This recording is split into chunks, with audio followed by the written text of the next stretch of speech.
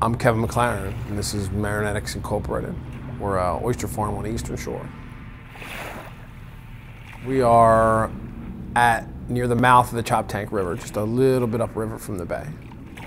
This is the perfect spot. This is the womb of oysters on the East Coast. And this is where they come from. An oyster is an estuarine animal. It has been biologically designed to thrive in an estuary, not the ocean. So our oysters do very well here. That's why historically the Chesapeake Bay was always the place where these other places came to get spat. And that's why a lot of our oysters disappeared. They would send boats down from New England to collect spat to take to New England, because oysters don't reproduce in that salty water. It's not their prime environment. So you don't get a really super meaty, healthy oyster in a very salty environment. You get an oyster that comes from here, it's at its prime, it's its healthiest.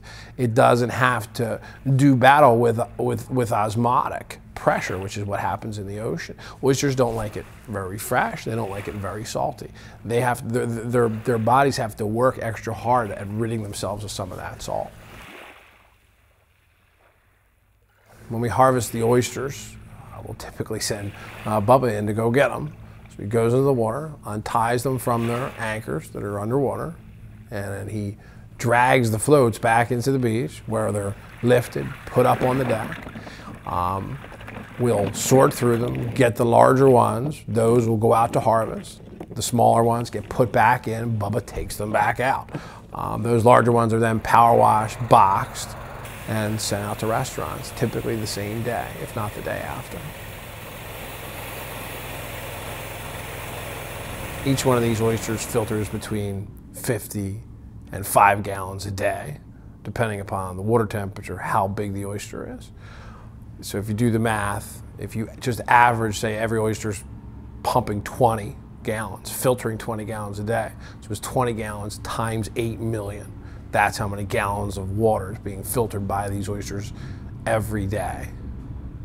In addition to the filtering capacity, we also have adult oysters that are in the floats that during the summer, during their natural spawning period, will spawn and release larvae into the bay that just waft away with the tide and helps to replenish oysters surrounding our farm. An oyster is not like a crab or a fish, an animal that can migrate back into an area once it's been depleted. If you go into a bay and take out all the crabs in that back bay, give it 3 weeks, more crabs will migrate into there. If you go into a back bay and you take all the oysters out, no oysters are going to migrate in there. And the only thing that can get in there is the larvae, but once you take the adult oysters out, that is the substrate for those small larvae to set on. So that back bay will stay vacant of oysters. It won't come in to fill the void. Not quickly, maybe over a long, long time, which is how long it took the Chesapeake Bay to get as dense with oysters as it was. And then it took us, what, 50 years to empty it. It was going to take a long time to bring it back. This business was conceived not only as a way to make money, but also as a way to help the bay and help improve water quality, put more oysters back, create a good oyster for people to eat.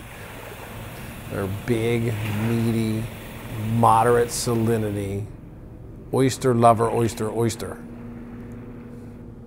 Eat more oysters.